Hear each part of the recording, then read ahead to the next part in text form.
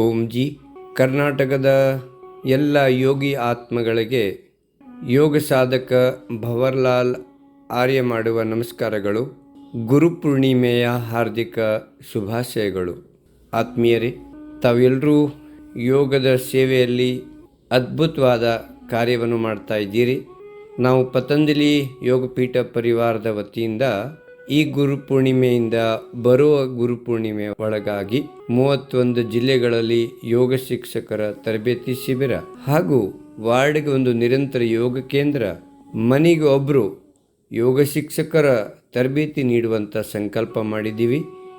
ಈ ಒಂದು ಗುರುದಕ್ಷಿಣೆಯನ್ನು ನಾವು ಗುರುಗಳಿಗೆ ಅರ್ಪಿಸ್ತಾ ಇದ್ದೀವಿ. ಈ ಒಂದು ಅಭಿಯಾನದಲ್ಲಿ ತಾವು ಎಲ್ಲರೂ ಭಾಗಿಯಾಗಬೇಕು.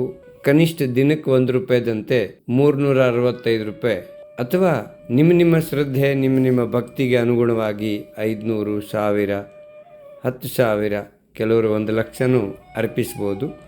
ಅದು ನಿಮ್ಮ ಶಕ್ತಿ ಸಾಮರ್ಥ್ಯಕ್ಕೆ ಅನುಗುಣವಾಗಿ ಈ ಪವಿತ್ರ ಕಾರ್ಯದಲ್ಲಿ ಸಹಕರಿಸಬೇಕು ಅಂಥೇಳಿ ನಾನು ಆಮಂತ್ರಣ ನೀಡ್ತಾ ಇದ್ದೀನಿ.